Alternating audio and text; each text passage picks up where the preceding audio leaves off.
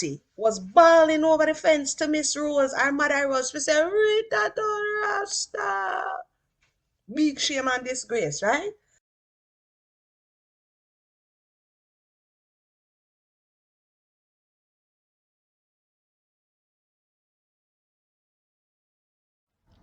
So the last time we seen Miss Alpha Rita, okay, Mr. Evangelist Nesta was telling her all about Rasta and why she fi burn up the pork and down yam the callaloo with the thing in her head, okay? And Auntie was bawling over the fence to Miss Rose, our mother Rose. She said, Rita don't Rasta. Big shame and disgrace, right? So Rita was aware, she was conscious, fist in the ear about like Marcus Garvey, where we have to go read that thing out of Marcus Garvey. You know. We're not gonna do it right now, but I have to come read Marcus Garvey letter to the Caribbean people. It's a must. But for today, we could get in a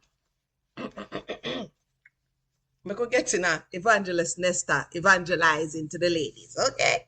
It says here, the interesting thing to me now is that everyone wanted to blame all my decisions on other people, as if I couldn't possibly be thinking on my own. But I began to feel that we were the generation who had come to rise up. Can remember, rise up. Marcus tell if you rise up, tell the black race to rise up and accomplish what you will, right? It say here. Also, Bob had introduced me to some of the Rasta elders, and after meeting them a few times and listening to what they had to say, I was convinced that these people were for real. So again, for those who keep saying, but the movie said, Alpha Rita said Bob brought her to the elders. The whole thing seemed intelligent to me. It wasn't just about smoking herb. It was more a philosophy that carried a history with it. You see how Rita gone in our Empress farm now? That's what really pulled my interest, the powerful history that hadn't been taught to me in school. I was going through these changes, but I wasn't, as everyone believed, going crazy. I thought I was opening up to more wisdom and felt I should share it. So Evangelist Nesta meet Evangelist Afarita now. It says here, I had a strong religious impulse to begin with as a child in church. I used to get the spirit and jump and shout and speak in tongues and go into trances. Long before I met Bob, I've been reading my Bible. So she already did prime, you know.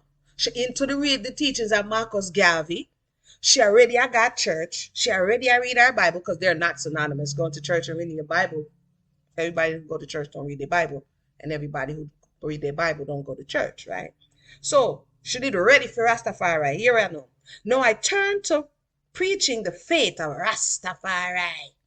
Wherever I went, yeah, like, Mona, why are you saying it like that? You have to say it like that. Are you really saying it if you're not saying it like that? You know what I mean? Wherever I went, I'd talk about black pride and rising up ourselves. Whenever I took a bus, I'd go to the front after I boarded and say, Good morning, brothers and sisters. My friend said, Rita, you sure you're okay? And I would say, fine, fine. Then I started to wear my nurse's uniform and tied a rope of red, gold, and green, the Rasta colors, around my waist. And the people began to whisper, You know she crazy. She getting crazy. What a shame. After all the money her auntie spent on her. You can't believe Savai raised up a picnic for got on her Rasta. Cause when you talk about her, you know, you have to say Rasta. It's on Rasta. Oh my goodness. And Auntie's friends were telling her, see now, the girl is crazy. Get our father here. But in the morning of the afternoon, some people would wait for my bus. They'd say, any bus Rasta woman take, Rasta queen they call me. Any bus Queenie on, we go on Queenie bus. Everybody knew that when Queenie was on the bus, it was going to be Bible time. I have an interesting story about my Alpharita compulsion in the subways of New York. I promise you. Yo, standing up on the subway of New York talking about, let me read you a Bible verse. Excuse me, ladies and gentlemen. I sure did. I feel Rita on this one. I am where she was at this moment. I've done this. Okay. But let's continue. Talk about get over stage fright. So let's see here. It says here, sometimes I would have my rod, what? Ancient chat, like a walking stick. I thought I was on a mission and didn't feel in any way strange about it. I wouldn't wear bangles or earrings or perfume, only ordinary sandals, nothing sleeveless. My dress had to cover my ankles. Empress. My hair had to be covered. I used to keep it so tied up. I realize now that whatever you put yourself through to be where you are today is all part of you. I wasn't crazy. I was simply trying to find out who I was and where and why. She went on self-exploration, knowledge of self, trying to figure out how you feel, how you think, and find your place in the world. Like she said, that's not crazy unless, you go off the deep end, at which point then that's crazy. But trying to find yourself at a young age, you know, is a thing. Nevertheless, without my knowledge, Auntie wrote my father, you better come and get Rita out of here. She mix up with these guys and this Rasta thing. Though Papa always kept in touch, it wasn't until I saw his response to Auntie's letter that I knew she'd written him. In Trenchtown back then, when you got a letter from anywhere overseas, everyone knew about it. Ooh, you get a letter from America? Let me see the envelope. Or Miss Britain get a letter today from America. I saw it in the postman. Is only you get a letter with those red stamp with the president on it. Although it was addressed to my auntie, I opened the letter and read, dang Rita, it was addressed to your auntie. How you know it was for you? Dear Sister Vi, I am very surprised to hear about Rita, but don't abuse her. If she keeping herself clean, that is most important to me. If she's clean, she'll be fine because she's very intelligent. Don't fret yourself or worry her.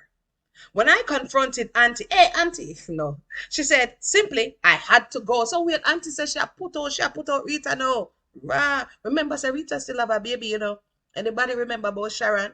Rita still have a baby. But by then, she had divorced Mr. Britton, and I had become another breadwinner for our family, helping to support us through my work in the studio and with the Soulettes. I just remembered that Alan Skilled Cole was trying to shade Rita, talking about the Soulettes wasn't doing anything. She talking about the Soulettes. They got some albums now. They got some singles. Why all the hate? You know what I mean? Anyway, Papa was still living in London, playing his sax and doing whatever he had to do to survive. He had been joined by Alma Jones, a Jamaican woman with whom he was to have a long relationship. Remember the thing about our parents, them split, mother got married, and it was still Auntie Vi who told her father, which is her brother, to help raise Rita and our brother, and then it suggested he go to England to make something of himself. Anyway, so father now there with Alma Jones, and who later on would be very kind to me at a time when I very much needed some kindness. Their union had produced my sister Margaret and brother George. The last thing Papa needed at the moment was a sullen 19-year-old on his hands. Auntie took stock of the situation and said no more about sending me away. Wesley, who also lived with us, had grown into a young man now, and after Bob left for Delaware, he had joined the police force. Well, our younger brother turned police. In Jamaica, police are rotated among parishes, so he used to spend most of his time living in police lodges and came home only on holidays and weekends. He would arrive in his uniform, the talk of the town, because, ooh, Uncle Wesley is a policeman. This was a big thing to be in the early 60s. As with me, people made a fuss over his bright, even teeth. Then teeth picture for true. Always smiling, very charming and mannerly, he was known locally as Mr. Toots. Why do they be just naming people all kind of stuff? Teeth man instead of policeman. Definitely Mr. because he had become the man of the house after Auntie's divorce and took his role seriously, as I would find out. I don't want to go ahead, but Wesley step up as the man in a one situation. But anywho, let us get into the visit. And we're going to have to stick a pin because I am going to have to go into, with a little preface, Don Taylor's book. But before we go there, just know if you stick a pin on the next part here. A month after Bob left, we learned that Jamaica was to receive a visit from Haile Selassie. Stick a pin on the part there. A month after Bob left, Bob leaving a ferry marriage. So in a March, them find out that Selassie is coming to Jamaica. By the time his plane touched down on April 21st, 1966, a huge crowd, more than 100,000 people had gathered. Most of them were Rastas or members of other African-centered Jamaican groups. Because of the masses of people, I never got any farther than the road to the airport. So I stopped and waited for the motorcade to pass by. Bob hadn't wanted me to go, but I said I was going anywhere. Why you never want her go, Nesta? Nesta's probably said, what? As soon as me go away, Selassie come, nobody go return, nobody go. He said, everybody was on the street smoking and having a nice time. It felt like freedom for black people to see this black supremacy coming in real life. Remember, they're growing up on the teachings of Marcus Garvey, where he's bringing in this national pride, right? And so she is, like she said, they are the children of them. Let me see. Oh, wait, I want my page gone. Anywho, I kept looking into the different cars. She did I look. I was shouting there. I was shouting there. And finally, I saw him. This little man in an army uniform with military-looking hat. Rastas believe that when you see your black king, you will see your black God. And so when he was almost close up to me, I said to myself, is this the man them call them say is God? That's a good question, because how the king equal the God? How the black king equal the black God? And God with an uppercase G, because she put God with an uppercase G. So they must be crazy. I didn't believe looking at him. I just didn't believe. I've seen her told this story in an interview.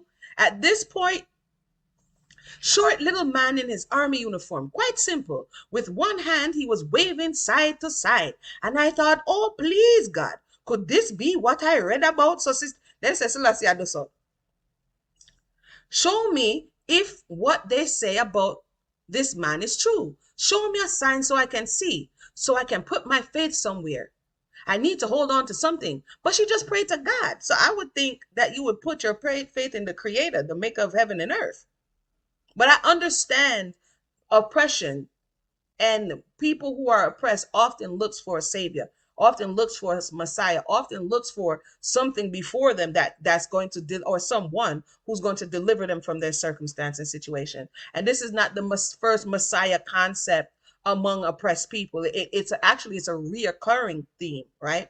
Let's continue. So Rita is now in this whole who's going to deliver and who's going to be the sign. And just as I thought my prayer wasn't working, Haile Selassie turned in my direction and waved. There was something about the middle of the palm that struck me. I saw a black print. But Rita, tell me, say you couldn't get closer than the road to the airport. Anywho, and I said, oh my God, the Bible says that when you see him, you will know him by the nail prints in his hand.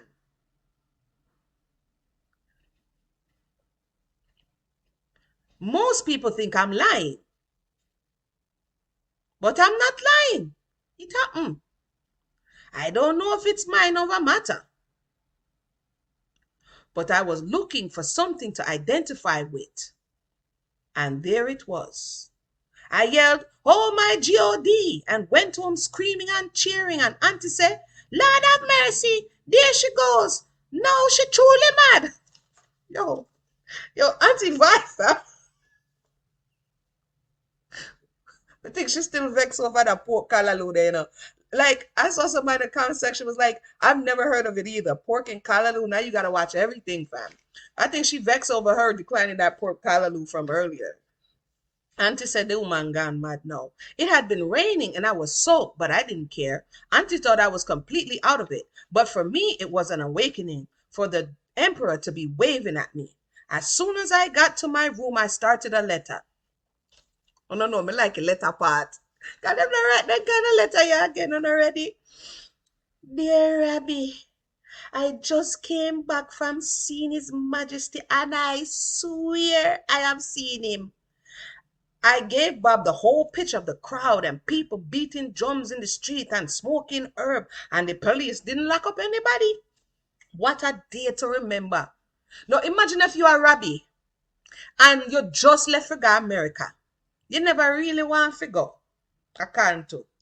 And you just reach and you bring in somebody into the faith, Evangelist Nesta, and you leave off a base and the person sees the person that this faith is now founded or central focus, it would have feel away, don't it? Says here.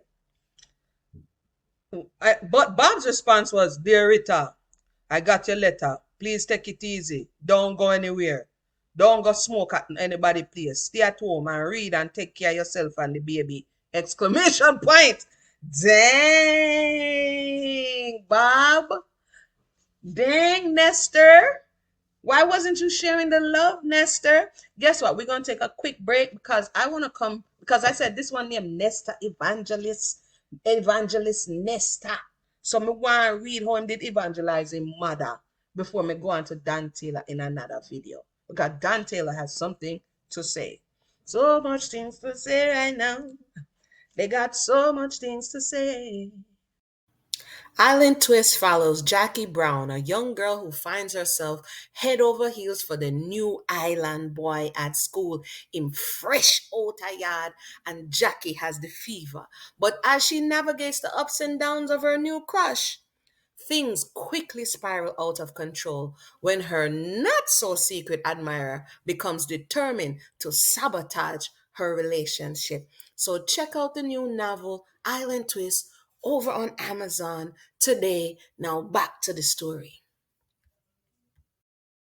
So now we have to jump down in a Sedella book. This is after she went to America. She's been here for quite some time. Bob is making his way along. He has money. He's making investments. No worry, we will go back at other time and see what did I go and pick up when she just come there. But because this is, we have a parallel situation. You understand? Because we're talking about the evangelist Nesta Robert Marley. Okay? Nesta never loved material goods. As a devout Rasta and an avid reader of the Bible, he knew and could recite by heart many scripture verses that warn against the love of wealth, such as, if riches increase, lay not your heart upon it. The one in his family who loved the material world was not Nesta, but Rita. Yo, the shade. The shade. I never Nesta loved the wanty and grabby. I did Rita. Really, Sabdella? It says, to Nesta, great wealth was little more than another of the world's empty playthings. I'm going to jump down a little bit now. So she goes into how Nesta never fussy about money, this, that, and the third. It says, although Nesta was my son in spiritual matters, he grew to become my father and teacher. The babe and the suckling ended up being the teacher of his mother. Remember, when she conceived with Nesta, Norval was obstructing. He was doing mash up church money. He didn't want to go to church. She was in church singing and carrying on, and Nesta never wanted, no Nesta. Norval didn't want her to go. And then he tricked her, told her he had boasting and he had to go back and all of this stuff like this, and she ended up conceived, right? So she would have been familiar with this church scene. It says, if it was Nesta who showed me the truth about putting aging feet on the path of righteousness. It was the son who taught the mother that the biblical patriarchs of yore, Moses, Solomon, David, Jesus, were black one and all, and that the world had passed on to the generations the lie that these holy men had been white. She says, Nesta taught her about the divinity of Haile Selassie, Emperor of Ethiopia, and most holy son of Jah. So Nesta go and evangelize everybody know, who walked the earth like a humble and ordinary man, but who was living the and true and Godhead in the flesh. And now go for topic, I go and continue. Nesta taught me that, or taught she, that Haile Selassie was descended from the tribe of David and the seed of Jesse, and he was the great ancestor of Solomon, and his was the living presence of Jah among men. Man read it and man know it, said Nesta. Let me jump down. It was Nesta who saved her life by teaching her about Ganja, the herb that Rasta used to find the way to enlightenment. Remember, Sadella is the same one who's like, Nesta turn Rasta. The wisdom weed found growing wild on the grave of the wildest of patriarch Solomon. And I keep hearing that, but I would like to say that I'm a pretty adept in biblical studies. Can somebody give me a reference of the wisdom weed? I just want to check something out. If you know about which part the wisdom weed verse there, just drop it for me. Let me go peruse it. Come and need for some refreshment. Anyway, let me jump down here. Nesta explained that a lot of people have education to balance up themselves and show themselves right from wrong. Let me jump down here. So basically, she started to take and smoke, right? And she said that her glaucoma cleared up. And that Nesta was teaching her all kind of apocryphal things about Cain and Abel, meaning the books that are not necessarily in the Bible, but apocryphal, meaning the apocrypha that was taken out of the Bible. And he goes into some interesting things there, but I'm going to jump down and jump down and jump down. Nesta taught me about hair and dreadlocks. He showed me how a Rasta should cause his hair to grow free and wild and not to allow either comb or razor to disturb its natural progress. He taught me that locks are a source of spiritual and physical strength, such as Samson, the biblical black man of power and might, was said to possess. All this and more I learned sitting at the feet of my first begotten son, the evangelist Nesta. No, Ami says so. In the beginning, I resisted because my heart had hardened by the Babylonian teachings and mentality in my upbringing. But over the years, my heart began to melt and soften, and I beheld the truth. Now here I know. My conversion to Rasta came to me in a vision. I was then involved in dealings with a bishop of the Pentecostal church, and the man proved himself to be a thief. Right? She said, I hired him to do some renovations on my house, only to find out that the Babylonian rich was overcharging me for materials. There was a dispute, and his wickedness was revealed in its fullness.